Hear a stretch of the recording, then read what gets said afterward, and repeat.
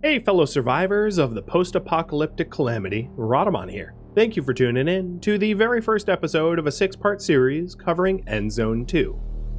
If you would like to skip the game's overview or the disclosure that this is a pre-release demo, please use YouTube chapters.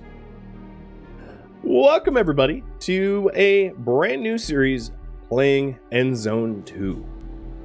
Endzone 2 is of course the sequel of Endzone A World Apart, the original.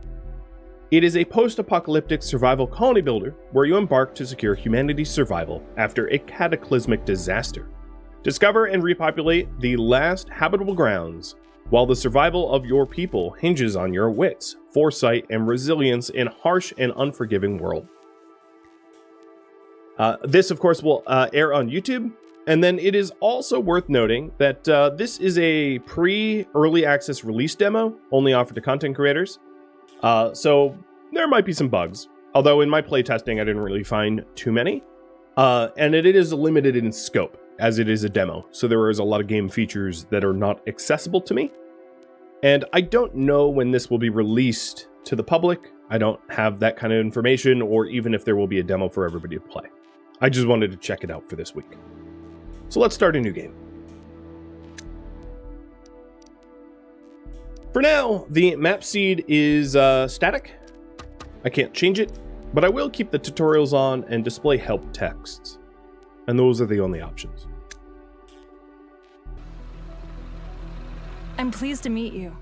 I'm going to look over your shoulder while you help our settlers set up a new home. By the way, I'm Ella. Out here in the wasteland, you'll find ruins and other interesting places. More important, however, is that we find a suitable site where we can establish a settlement. This area displays orders and warnings for the entire game's game map. This information is always available regardless of what you are currently looking at with the camera. So it is the Events tab. Select one or more vehicles to move them with right-click. At the moment, all our settlers are in the Pathfinder, and you can explore the surrounding area with them. But time is tight. When the water in the Pathfinder is used up, everyone inside will die of thirst. So, this is the starting vehicle, and you have to find a spot to start a colony. As you can see up here, I have a finite amount of food and water, so there is a bit of a time struggle. Where should I settle? South or west? Those are kind of the only two options currently available. And I'm going to put up a poll for 30 seconds. Have you guys vote. Little bit of a spoiler in the demo. If you cut the map in a diagonal like this, if you look at the mini-map bottom left, the top right section is not available in the demo. So only these sections in the southwest sector are available to me. So I can either go west or south. And the choice is yours. It looks like west wins by a hair. Oh, wait, no, it tied at the end. I get to decide via coin. Heads will be west. Okay, it's south. We head south.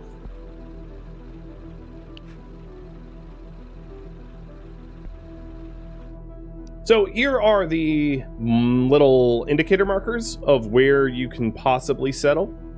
And we're going to go to the southern wing.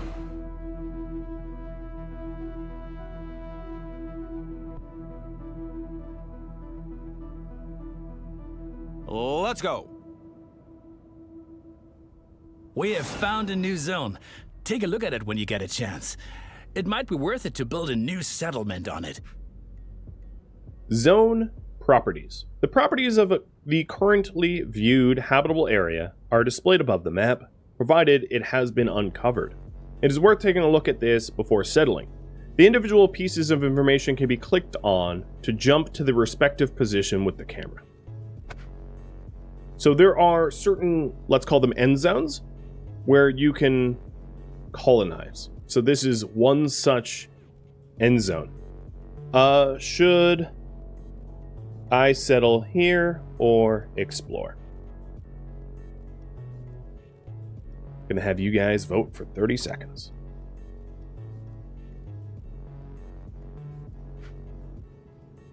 So in the inhabitable zone, there is certain strategic resources. So this one, for instance, has clay, 2 patches of fertile soil, which you can click on to pan between them, and 2 patches of swampland, which you can click on between them.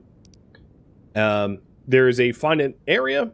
As you can see, it is surrounded by mountains, and then it has these sort of ramp sections, which are not buildable.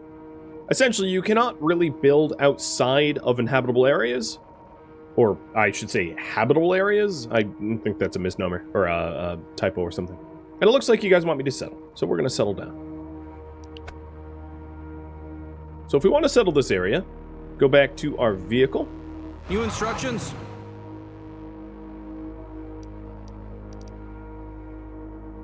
And actually drive on the ramp. I wasn't actually on the ramp before.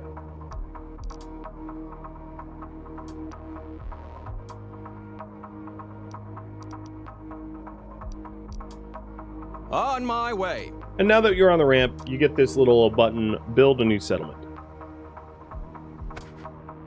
This transfer point serves as an access point for vehicles and connects your zone with the surrounding wasteland. Look for an ascent on the perimeter of your new zone where you can place the access point. So this is explaining that you have to build sort of like a transfer station between you and the outside zone. To talk a little bit further than the tutorial is talking about, the vehicles that you have can travel around the wasteland, but not come into your settlement. So this is a way for the vehicles to essentially drop off resources between your settlement and the outside world that they scout for. So I'm going to build it here, kind of up and out of the way. You have to find a location that is supposed to become the center of the settlement. Once chosen, you won't be able to change the location again. As a result, make sure you place the town center near key resources such as water, trees, and debris remnants. All right, so this actually is a little bit more important. Your town center gives you a sort of like strategic transfer of resources. So having things close to your town center is ideal, and you want to probably put your town center somewhere sort of open. Now there's a lot of debris here, as you can see, like old wind turbines and buildings. You can break these buildings down for scrap, but they're broken down for scrap very slowly, it is worth noting. So if I built like my town center here thinking, oh, I can just get rid of this like hospital thing or whatever it is quickly, it won't be quick. So when you're planning out your town settlement, plan accordingly. Additionally, it would be probably in your best interest not to place it in the middle of a forest, because wood is somewhat of a precious resource, albeit a renewable one. And dumping your town center in the middle of the woods is maybe going to cause some problems. So despite the fact that there's clay right here, I'm going to put my town center here because it's the most open area in this map tile. First off, we have to ensure survival. We need water so that we don't die of thirst. Build a jetty by a body of water and assign enough workers that our supply is secure. Okay, in the middle of the bottom of the edge of your screen, you will find the most important entry points for the course of the game, the construction and road menu, an overview of all vehicles so that you can find them quickly again, an overview of all the professions in the settlement you are currently looking at. Some sequences may take a little longer or require full attention. You can therefore accelerate or pause the game at any time. So I've actually had the game paused. All right, so she is telling me to build a jetty, assign water carriers, and to achieve an increasing inventory stock of water. Essentially, don't dehydrate to death. The construction mode is for individual buildings, can be started via the construction menu. Some production buildings allow you to display an overview of their production chains by clicking on the upper arrow. So there are production chains. For instance, if you want rubber, you will need to plant certain plants that can be yielded for rubber and process them and vulcanize them, etc., etc.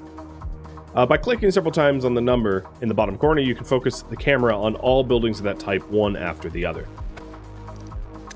So we're building a jetty, and the jetties can only be built on water access. The white dashed circle is sort of like a penalty for things in the same vicinity.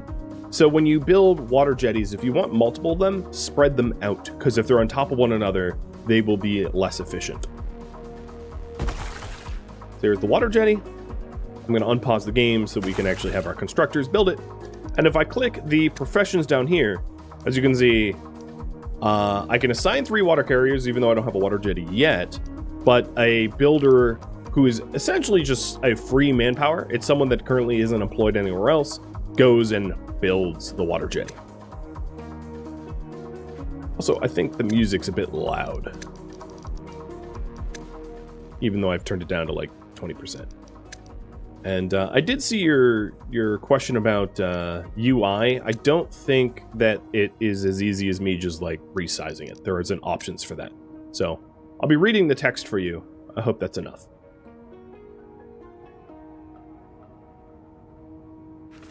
I'm at the wheel. So this time, when you settled, the Pathfinder dumped all the resources into the access point into sort of storage, which is seen up here at the top. But generally speaking, that isn't done automatically.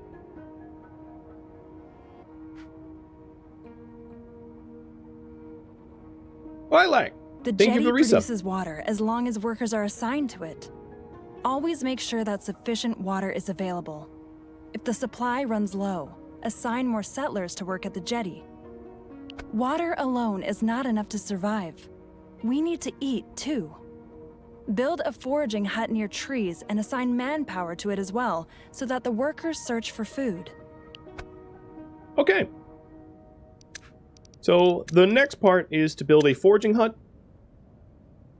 The glow that you see inside the forest are the forageables, and then you can see the quantity here.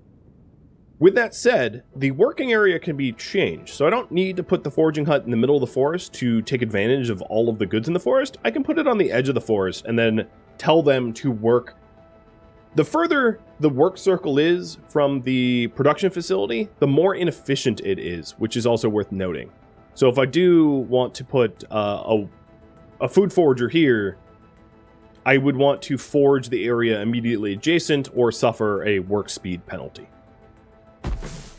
So I'll put it there, and then I'm going to change the work radius, and here, as you can see, the circle's the work radius. So if I have it really far away, everything will take 4 times longer, 2 times longer, 1.3 times longer. But if I have it like just on the outside cusp there, like this, it will capture all the goodies on the edge of the forest without a work speed penalty, rather than to plop it like in the middle of the forest and then actually to wipe out some of the resources that you wanted to exploit. And here are the jetty workers. They are continually collecting water from the pond. And up here, as you can see, the green up arrow is obviously stocks increasing, and then the red down arrow is stocks decreasing. So I am gaining food per day, but gaining water per day, but losing food per day. And the current priority right now is to have an increasing stock of food. So I can either assign foragers here, or once the foraging hut is done, I can do it this way too. The foraging hut produces food as long as there are sufficient resources in its vicinity. If a region's resources are used up at some point, you can relocate the work area of a foraging hut at any time. So she just said what I essentially said. If we end up picking all of the things in the forest here, I could just relocate the circle somewhere else, just for a efficiency penalty. We need building materials to be able to build new buildings in the future too. The woodcutting lodge cuts down trees, which produces wood. If you run out of trees at some point, you can also relocate your work area. Okay, so let's get a woodcutter up. Now, it stands to reason you probably shouldn't be cutting the wood right where your food collection is. We can also take a look if there's other woods nearby, right? Because this is not the only grouping of plants. So there are plenty of other woods, and I'm going to put the woodcutter west. And then to change the work circle to include all the woods in this vicinity. And now I just need 2 lumberjacks and have an increasing stock of wood, which is easy because you don't, unlike food and water, wood isn't like regularly used. There's no like upkeep for wood unless you're using it for production.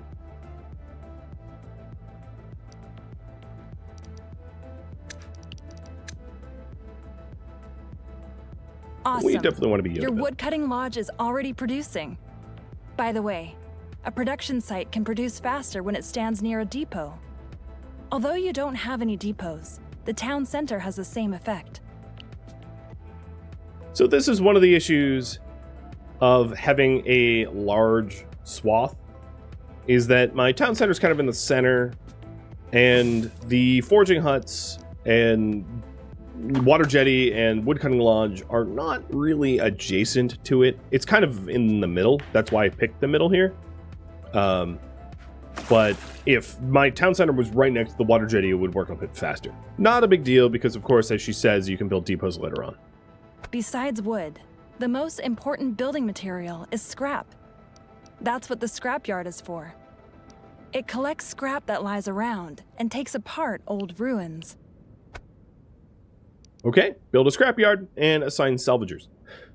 So scrap is one of those things that is used in a lot of production chains.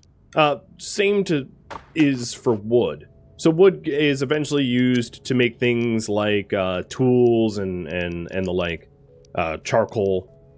But scrap is used to make recycled plastics and the like.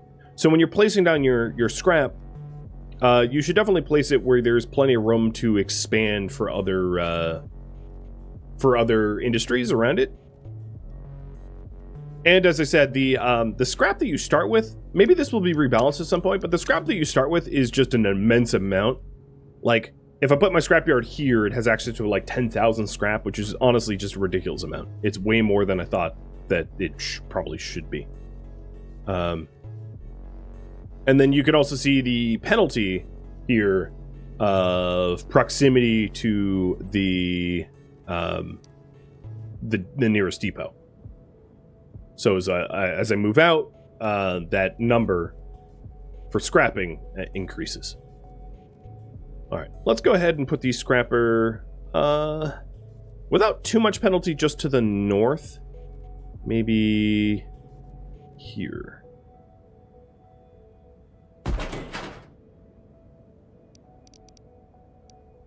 And assign 2 salvagers.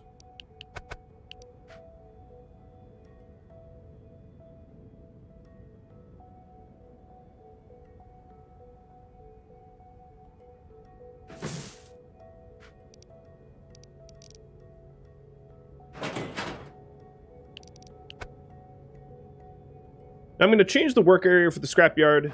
Well done. On the other hand, our settlers are still sleeping out in the open. We ought to change that before we enlarge this settlement any further. Shelters provide for housing and can boost the efficiency of your production runs. So I'm changing the work area so that it focuses on maybe just this wind turbine to take one out at a time. Each building belongs to one of 3 settlement branches. The more buildings that stand in one settlement branch of the settlement, the more these buildings progress in that branch. This progress enables us to do research on new buildings from that branch. More about research later on. So essentially what she's saying is most of the buildings either belong to economy, ecology, or society. And as you build buildings, you gain points to unlock additional technology. So for instance, the first tier of unlocks require an economy, ecology, or society of 10. And placing similar buildings together, clustered, provides proximity bonuses. So, for instance, there are 3 different types of houses.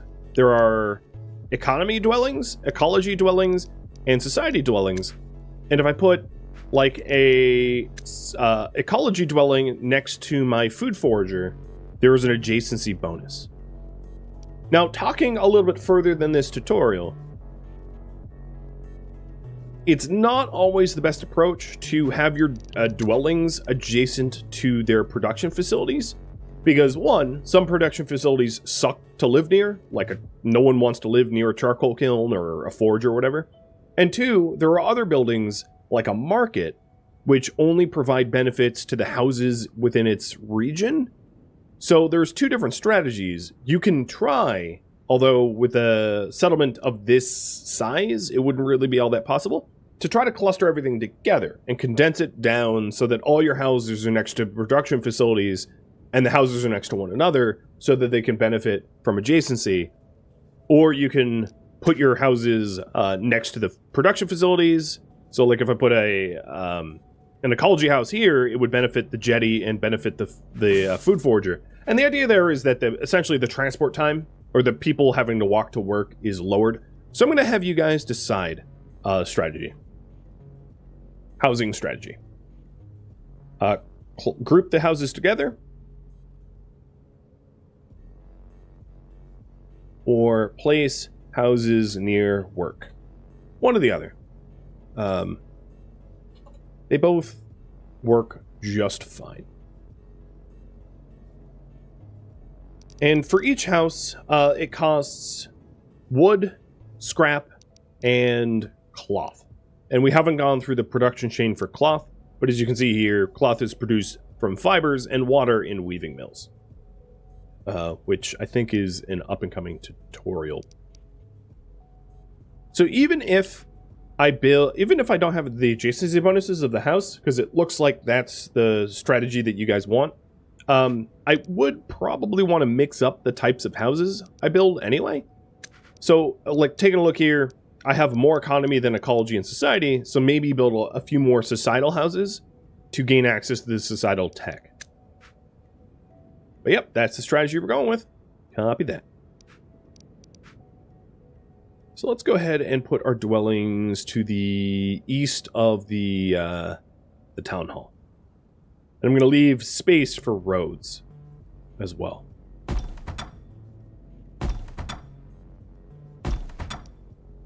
And but that's not all. Production buildings that have a dwelling from the same settlement branch nearby function distinctly more effectively too. If an ecological tent stands next to a jetty, then the jetty functions more effectively. In contrast, the scrapyard and woodcutting lodge profit from economic tents. How many dwellings does it want me to build? 4? Okay. I already have 4 queued up. Perfect.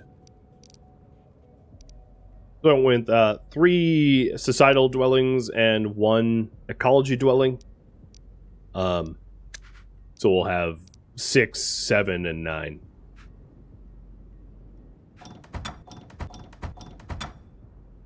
As long as they have enough housing, our settlers will reproduce and have children.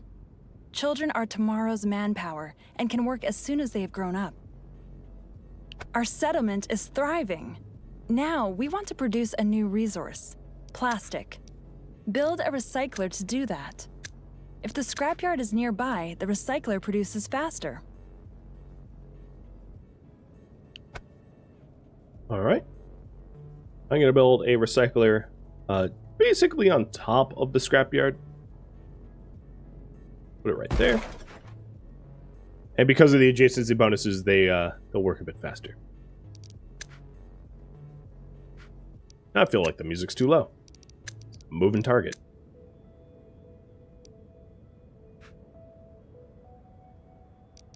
But here, as you can see, the bonus that I got for knowledge points, or for research points, building those specific types of buildings. And this recycler is an ecology building, so those numbers will like move and change constantly.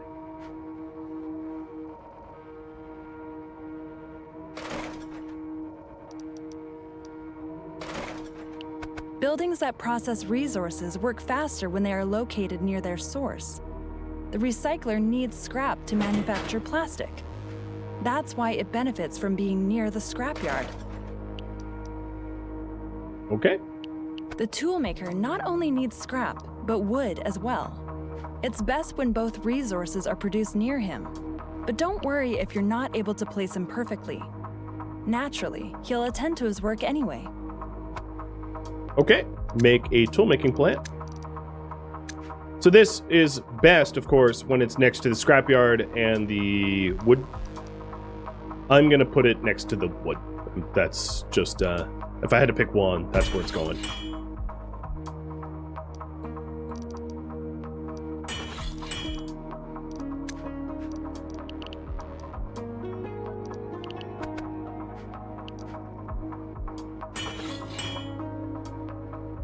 One of the overlay elements that I find incredibly useful, because the buildings are very hard to identify without it, is this analysis of production view. And clicking that will show you what the buildings do. Without that, it's very hard to tell. There's also this analysis view of confidence. So like the houses here don't have healthcare or morale or anything like that. So it's you know, not great health and not great confidence. But leaving the production view on, I find I pretty much leave that on all the time.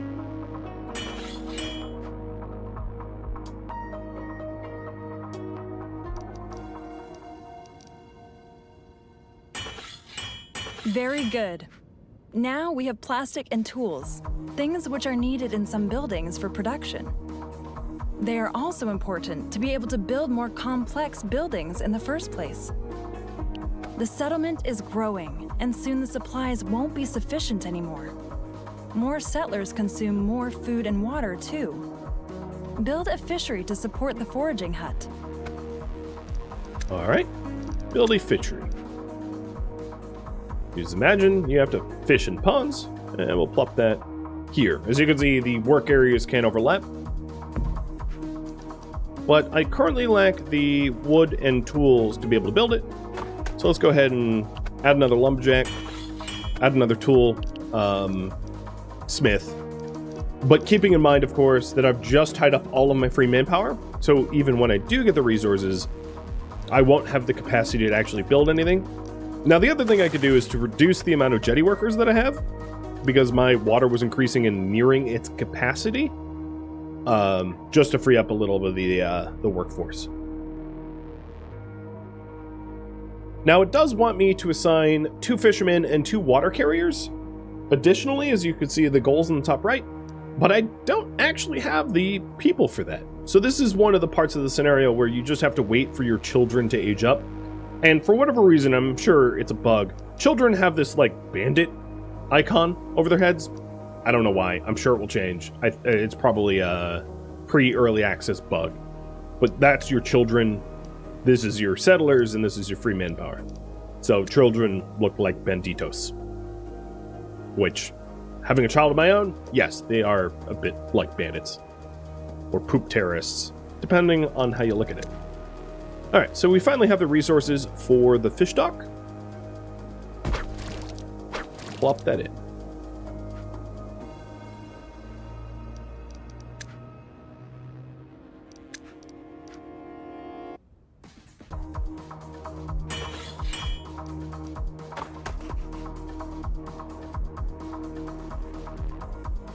Symbol is a baby? Oh yeah! It's like a baby with a black diaper. I can't not see a dude with like a beard and a cowboy hat though. But you're right. It's kind of like, is it a duck or is it a, you know, Laurel Yanny type situation? But I see it now. For me, it was a dude with a cowboy hat and a bolo tie. But all right, I see it both ways now. All right, so we have the fishery. Hire 2 fishermen. It wants me to also have 2 water carriers, but the issue is I don't have free manpower. So for me to get 2 free water carriers, I'm going to reduce the foragers. The fishery is more effective than the foraging hut. It constantly uses up tools for its production. If there are no tools, then the fishery can't function. Conversely, the fishery produces faster when tools are produced near it. So this does have an adjacency bonus if tools are made near the fishing hut. So as you can see, there's so many adjacency bonuses to chase, right? Like if I made tools near the fishing hut, then my fishing hut would need to be near the scrapyard and near the lumber mill. It's one of those, like, you can try to min-max this, but you're gonna probably be driven mad by attempting. Now, we also need cloth to be able to set up more tents. Cloth is produced from fibers, and we have to grow them first. To do this, build a plantation in the vicinity of fertile soil. The only way you can create a field is on fertile soil. So if you click the icons here, it will pan between the fertile soil. So I have one fertile soil in the southeast, and well, actually both are sort of the eastern sections. And we're gonna build a plantation. And for that I need more scrap. So I'm just gonna wait until I collect a little bit more scrap. I probably don't need plastic for a bit, so I'm gonna reduce the amount of people working in the plastic recycler and increase the amount of people working in the scrapyard. And I'm also going to reduce the fishermen and put people in the foraging hut instead of the fishery. I'm actually going to shut down the fishery.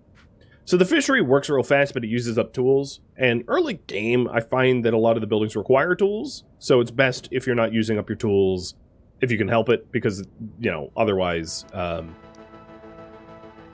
you're going to have to do more scrap, do more manufacturing. Basically, the production chain for fish is more complex than the production chain for foraging, so if you can get away with just foraging, it's probably best. All right, here we go. So I'm going to plop that, let's see, right here. And then the way this works is once it's built, you set up the actual plots that it's farming. So you can have multiple plantations per fertile plot.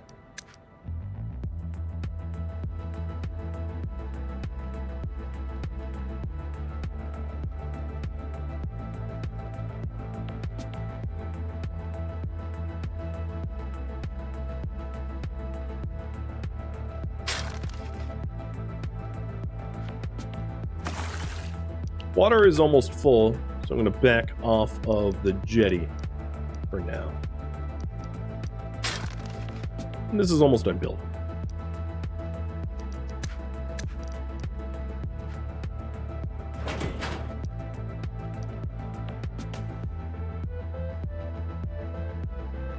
So now that you've seen a little bit more content, you could probably understand why I was like, yeah, I have access to like 10,000 scrap. How ridiculous is that? We have probably used like 100 scrap so far, building everything that we've built. So like 10,000 scrap is kind of like, it's like probably 100-fold what I really need. All right, so the plantation is built. It needs gardeners, and then it also needs the specific areas under its work. So I'm going to assign. Well done. Up till now, we can only grow fibers. But if we find more types of seeds, then we can cultivate them on the plantation too. All information about the currently viewed settlement is displayed here. This includes the status of the settlement as well as the resources stored. The resources displayed can be changed by clicking left mouse button. So if I wanted to change from coal to, like, let's say vaccine ampules, I could do that. Although vaccine ampules is over here. The farm can manage up to 100 plots, so I'm just adding in 100 plots. There we go.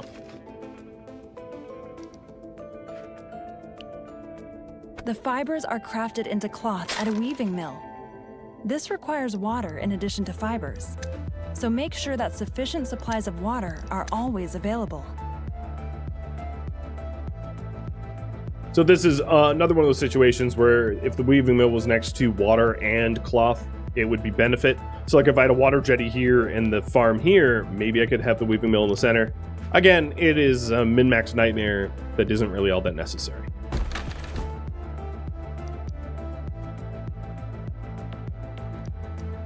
I'll just plop that right next to it, and then assign a weaver. Problem is, assigning the weaver, I have tied up my manpower again. And even though the tutorial hasn't told me to do it just yet, I'm going to build another house. Because we're sort of at our housing capacity, meaning no more children.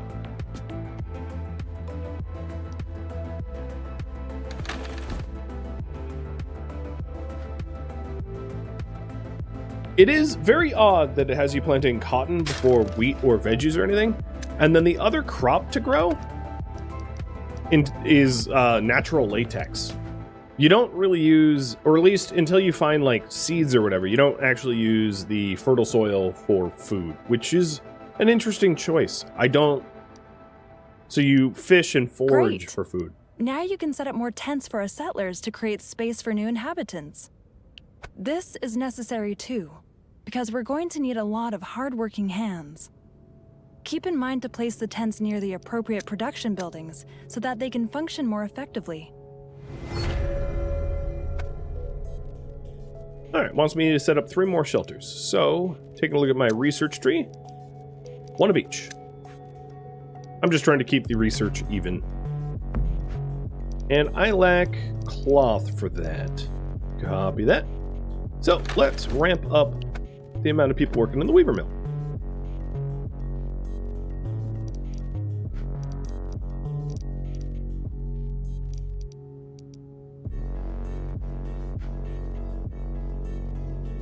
And we'll let the weaver do their thing for a bit, and then I'll have the resources to build that.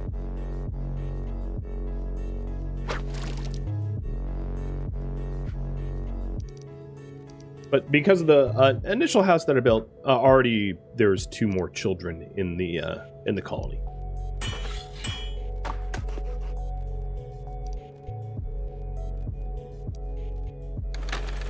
All right, and the weaver is running out of fibers, so I'm going to reduce the weavers, add in plantation workers for more fibers. Look at all that flax.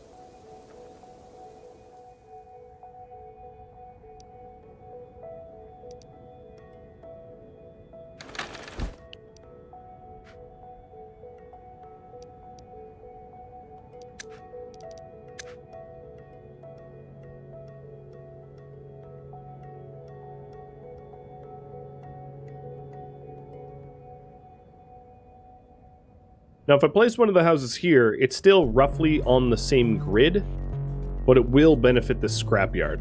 So, I'll plop one there. And this is telling me that I don't have builders because I think some old person died. They certainly didn't die of any, like, unnatural causes.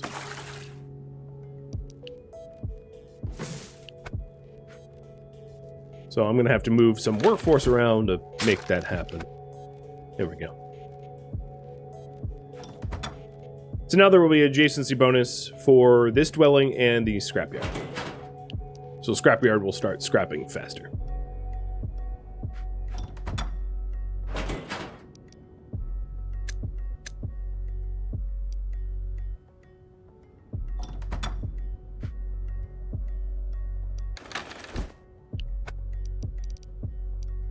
Then if I wanted to see how many fibers I have, let's replace coal with fibers for now. So I can keep track of fibers to know how much cloth I can make. Is graveyard locked behind research? The tutorial has me build a graveyard, so I'm not going to worry about it for just yet. I don't want to get ahead of the tutorial. Too far ahead.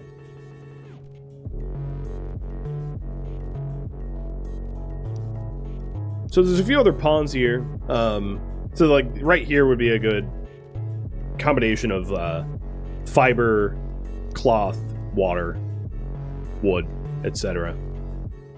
It's hard to plan out for that when the tutorial has you offered like individual pieces one at a time, but so be it. Thank you for tuning in to a first look at Endzone 2's pre-release demo. which originally streamed live on Twitch June 4th. If you have any feedback or questions for me, let me know in the comments below. If you'd like to catch a live stream of mine, Rhadamant.com has my stream schedule and countdown timers to upcoming streams. If you'd like to join my online gaming community on Discord, Rhadamant.com has a link to it. And you can also find a link to Patreon there as well. Thank you so very much for tuning in. A special thank you to my Patreon patrons, Twitch subscribers, and viewers like you that support the channel and made it all the way to the credits. Thank you so very much. I hope to catch you next episode or an upcoming stream. Farewell, my fellow survivors of the Endzone.